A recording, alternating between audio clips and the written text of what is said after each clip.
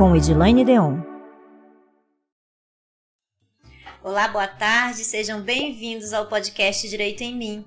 E nós estamos hoje aqui com a doutora Ingrid Gonçalves, uma advogada especialista em direito de família, e hoje vai tratar aqui com a gente sobre alimentos. Boa tarde, Ingrid. Boa tarde, doutora, tudo bem? Seja bem-vinda ao nosso podcast. Obrigada. Esse tema é um tema muito sensível para a população, né? Principalmente a população mais desassistida, né? Que são famílias um pouquinho mais estruturadas, pelo que a gente acaba percebendo, e quando o cônjuge que fica com a criança, né, ele acaba também sendo geralmente uma pessoa que não tem um apoio familiar e uma rede de apoio grande, e essa prestação de alimentos, vamos dizer, seria mais essencial. Muitas das vezes, justamente por ter passado por uma separação, algumas situações até família materna ou paterna abandona aquela criança que, quando o casal estava junto, dava toda uma assistência ali, e no momento da separação acaba ficando completamente desamparado e necessitando principalmente dos alimentos do genitor ou da genitora.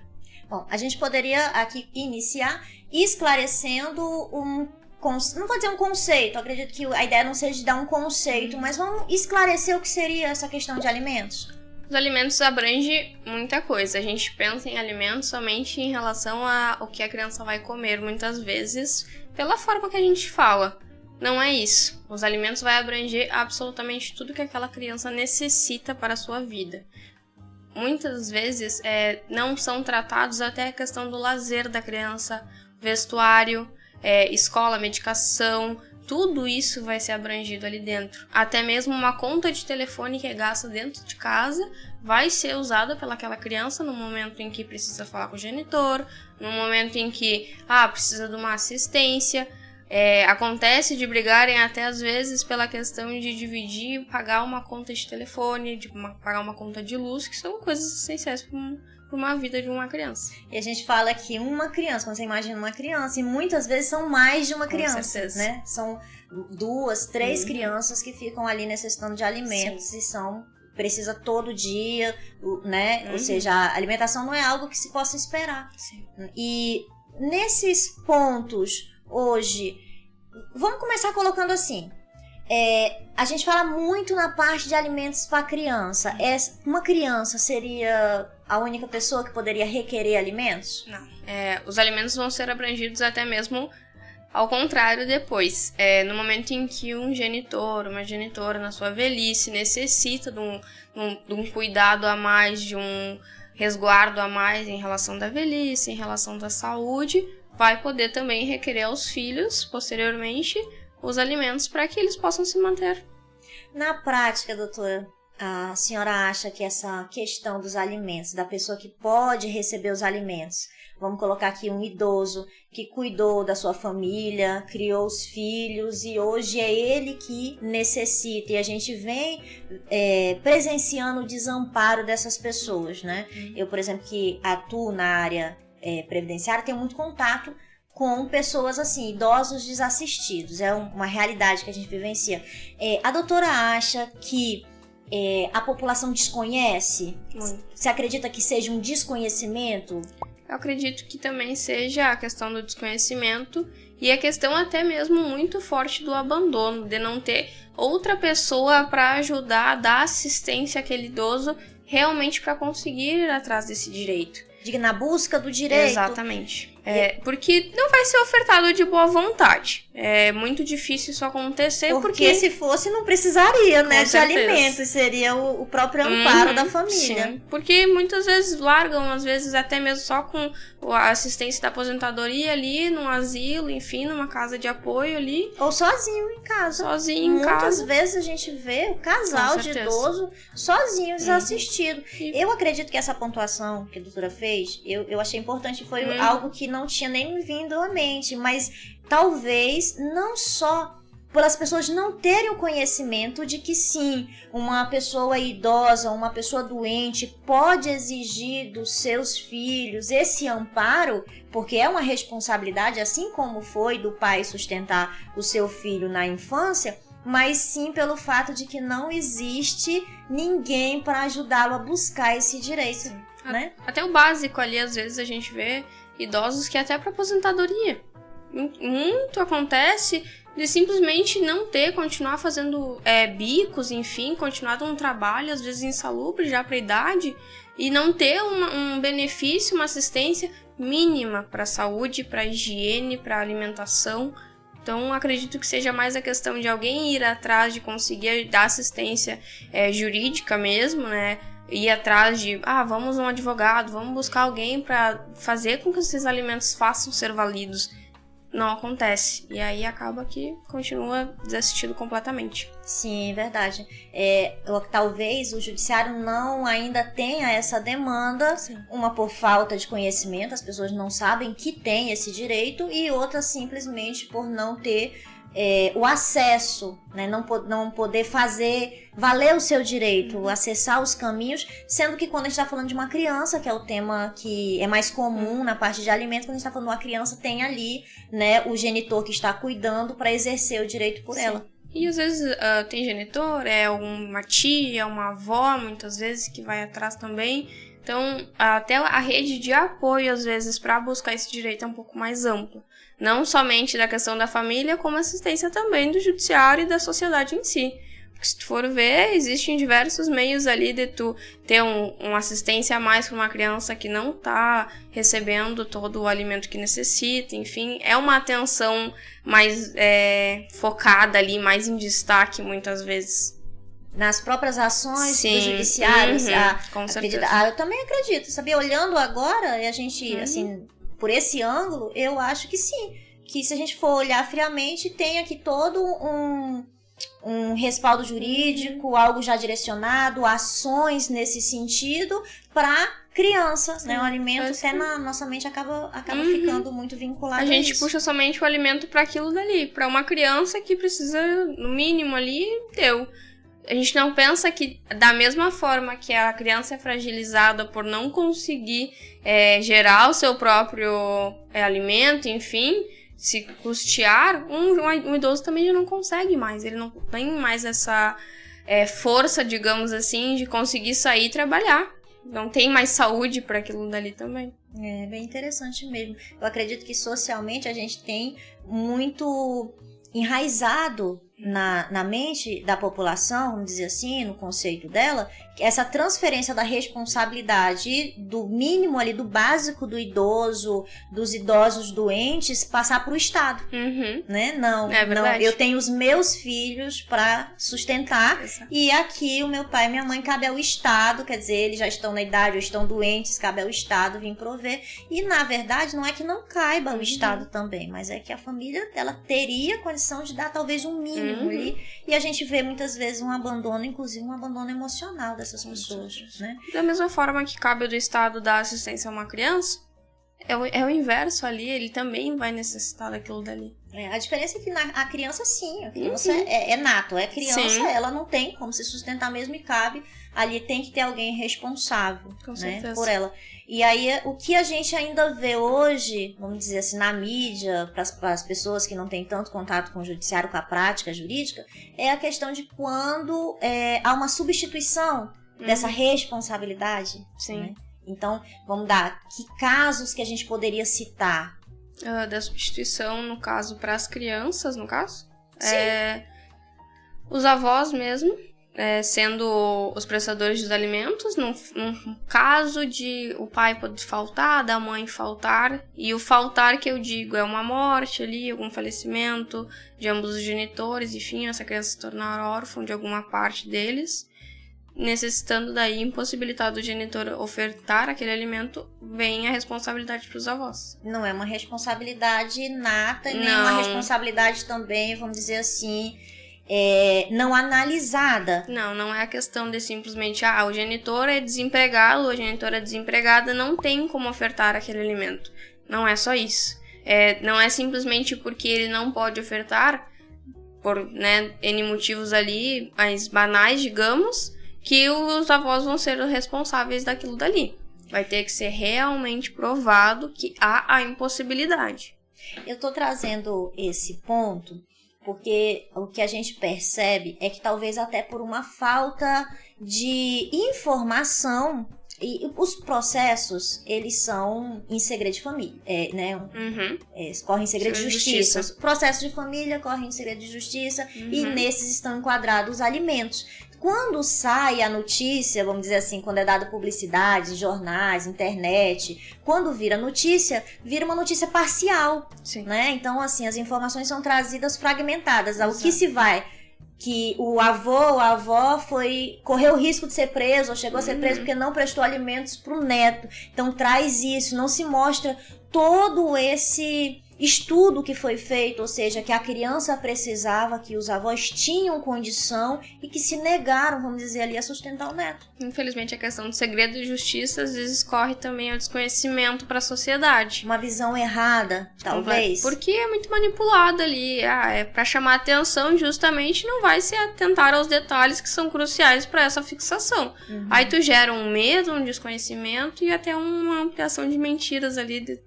Uma difusão de mentira e uma distorção do direito. Completamente. Que prejudica. Com certeza, porque aí o medo entra ali de, posso eu ser preso por não prestar alimentos ao meu neto.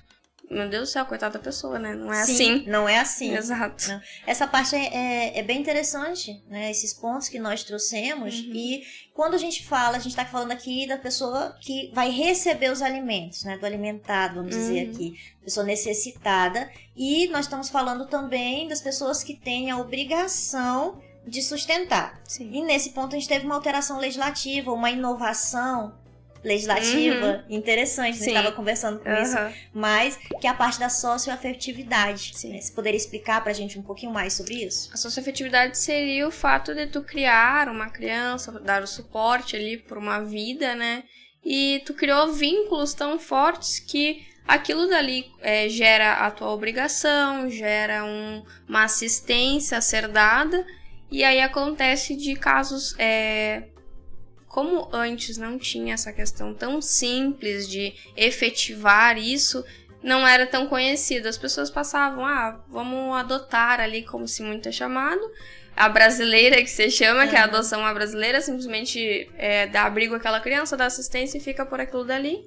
Hoje tem essa questão da socioafetividade, tu regulamenta, tu tem obrigações também, não somente da parte dos genitores ali que vão se tornar, né? Até a questão depois na velhice daquele dali vai ter que inverter essa obrigação e o genitor vai ter também o direito daquele alimento ali, porque todas as obrigações e direitos vão ser resguardadas àquela relação. A socioafetividade seria mais ou menos isso.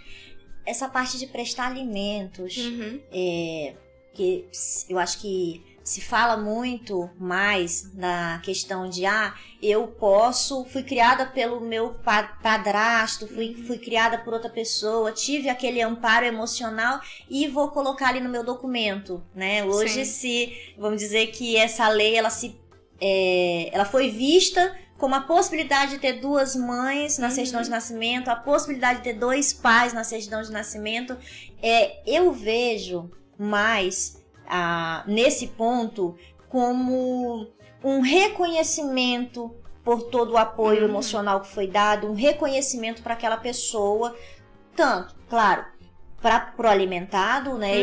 Esse é o pai que eu reconheço, essa é a mãe que eu reconheço, ou que eu reconheço também, é o meu conceito de família, era quem estava comigo, mas também um reconhecimento pelo que a pessoa fez. Né? E foi muito facilitado, porque hoje consegue num cartório fazer esse reconhecimento voluntariamente e tá tudo certo, não é nem dificultado isso. Mas esse é o ponto.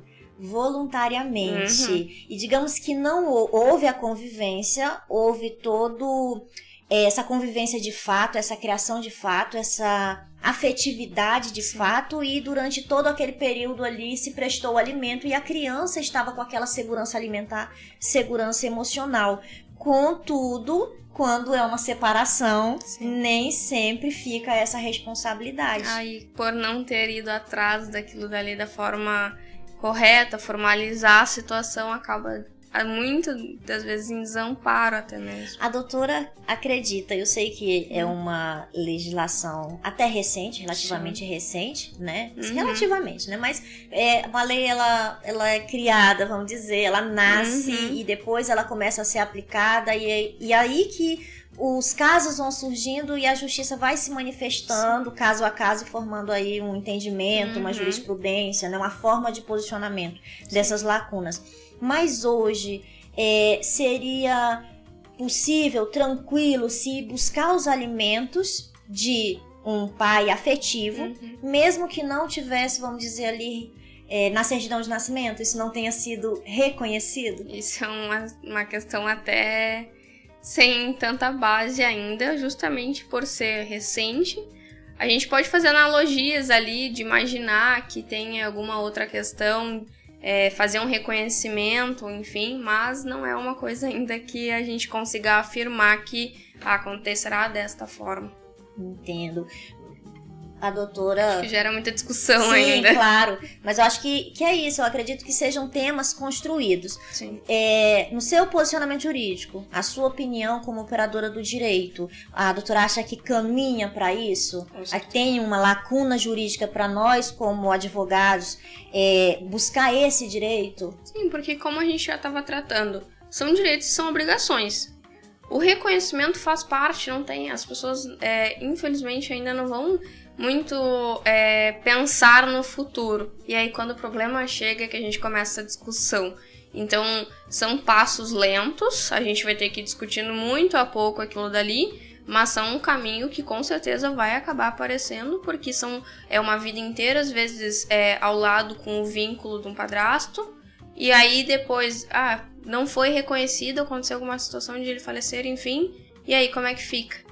Eu tenho direito ao que eu também muito ajudei a construir, né? Porque a gente pensa assim, poxa, a gente era uma família, tinha todo um vínculo, vida ali construída juntos, e aí como é que vai ficar depois disso tudo? Então, como tem direitos, tem as obrigações, também vai ter que se ver a questão do pós-morte ali, ou enfim, uma separação mesmo. Ainda tem aí uma infinidade de temas, mas eu acredito que está se caminhando até essas inovações legislativas, essa atuação, a gente demonstra talvez um anseio da sociedade por reconhecer juridicamente essa construção familiar, né? Eu acho que... E é visto de uma boa forma ali. Sim.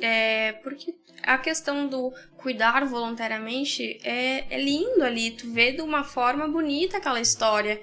Então, poxa, se uma pessoa teve todo aquele vínculo amoroso, às vezes terminar numa tragédia, digamos, de, poxa, vou ter que me incomodar, vou ter que ter um transtorno, às vezes estraga uma relação que foi tão bonita. Então, eu acredito que seja da forma mais objetiva hoje, organizada essa situação, vai ficar bem interessante justamente para não quebrar esses laços às vezes. A doutora acha que faltou uma opinião também, vamos colocar aqui, mas uma opinião construtiva. A gente está aqui discutindo, acredito, e são daí que nascem ideias e eu acho que a sociedade se molda. Até juridicamente. Então, muitas vezes, fazendo um parêntese aqui, muitas vezes nós vemos, né, os tribunais mudarem, praticamente positivarem, né? Mas assim, colocarem ali usando as lacunas e depois a legislação vir e cobrir aquilo dali. E normalmente o que acontece é o que acontece, a sociedade muda. Exatamente. E o problema sempre vai aparecer antes do pensamento de resolver ele, da solução. Né? Então, às vezes vai aparecendo no judiciário questões que se deparam sem nenhuma base de solução. Então, acredito que a jurisprudência às vezes vai caminhando a passos lentos ali no sentido de, poxa, não tenho como embasar de uma forma completamente... Trazer uma justiça para algo que seria injusto caso não fosse decidido daquela forma. Então, eu também acredito que a justiça tem esse papel, o judiciário tem esse papel de trazer, sobretudo, algo justo, né? Desde que não afronte, claro, a legislação, mas quando a gente fala em lacuna, ou seja, se algo tá vago, se algo não eu acredito que sim, que tem que se decidir pela justiça. Sim, né? Eu também acho. A doutora acha que faltou, voltando ao meu pensamento anterior, faltou a lei já tratar disso? Na verdade, a questão da socioafetividade, pelo menos em relação a reconhecimento ali foi colocado pelo CNJ ali de uma forma muito simples, né? Foi um artigo ali que revolucionou muita coisa, porque tu trouxe para a certidão de nascimento de muitas crianças o reconhecimento de outro pai, de outra mãe, e aí faltou... Em cartório. Isso. Nós estamos falando extrajudicial. Faltou o restante ali. Acho que esse foi o passo, né? Afastar a justiça de algo que não tem que se ir para a justiça. Porque antes tinha a questão de tu ter que entrar, né, no judiciário, brigar, digamos, né, para aquilo ali ser reconhecido, enfim, foi se tornado de uma forma simples, mas ainda assim tem muitas outras questões que precisam ser tratadas. Então, não é um artigo ali que vai conseguir resolver tudo isso, então vai aparecer no judiciário muita coisa ainda e vai ter que ser tratada de uma forma bem calma, justamente para não desrespeitar nenhuma das partes ali, não trazer nenhum problema até para uma coisa que seria bonita e simples. Esse tema é um tema muito, muito amplo. Fugindo um pouquinho dessa parte que ainda não está totalmente definida, que ainda tem várias dúvidas aí, mas assim, o que eu vejo, uma problemática, não é nem instituir os alimentos, é na parte da efetividade. Os problemas estão nos processos de execução.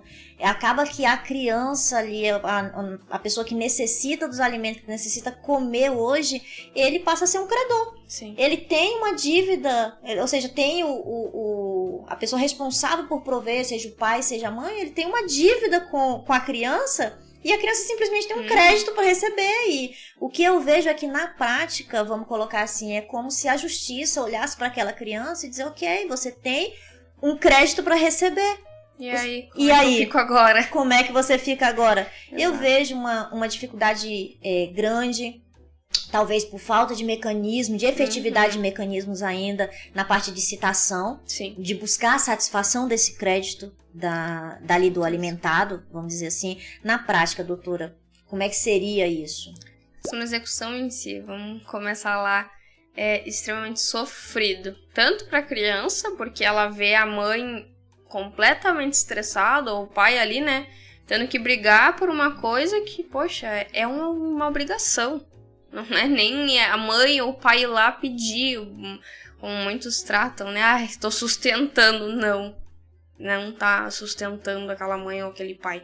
É uma obrigação tua com aquela criança, tu prestar o alimento e tu pagar ele. Não adianta por bonito dizer, foi feita uma fixação de alimentos lá, que às vezes é irrisória, tá? Não tá nada ainda ao patamar do que uma criança hoje vive. Hoje a base ali é 30% do salário mínimo, o que hoje está em R$396 mensal para uma criança.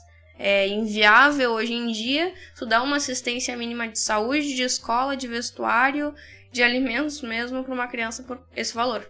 Nós gastamos valor nisso no supermercado, infelizmente. Sim. A execução vem daí numa forma muito desgastante. Por quê? Tanto para o advogado quanto para a mãe. Tem que estar correndo atrás de diversas formas para uma coisa que já virou muito banal na sociedade, do pai dizer assim, não vou ser preso, vou esconder meus bens. Eles fazem, eles tiram todos os bens deles do nome ali, justamente para o próprio filho não ter acesso aos alimentos. Assim, a realidade, é triste, é assustador, mas é a realidade. É assustador. Pais que aparentam uma vida muito boa, não vou nem dizer luxuosa, enfim, porque não vem ao caso, mas boa. E uma criança ou mais, porque tem mães, situações ali de casos com mãe de 3, 4, 5 filhos, sem o pai nem ter um paradeiro às vezes, e a justiça simplesmente não consegue às vezes localizar o próprio pai para citar, o próprio pai para executar alguns valores. Então isso vai se gerando por anos, às vezes. Tem crianças que simplesmente, desde criancinhas ali, bebezinhas, não conseguem ir atrás da execução dos seus alimentos, passaram a vida inteira realmente lutando com aquilo dali, valor sendo atualizado atrás de atualização, e aí fica por isso mesmo. A citação em si é muito desgastante. Muito também. Muito, né?